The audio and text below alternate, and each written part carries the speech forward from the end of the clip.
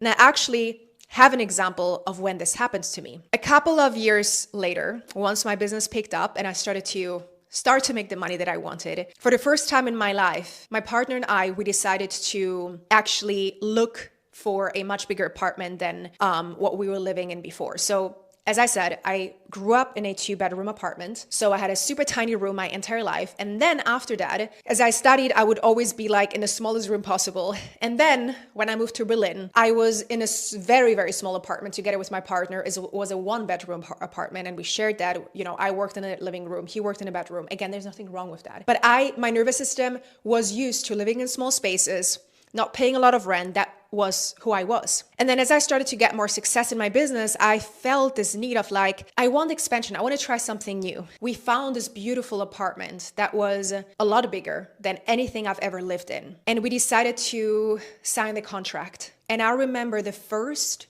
4 to 5 months, and it was a 1-year contract. The first 4 to 5 months, I hated being there. I felt like I didn't belong. I felt like I didn't deserve it.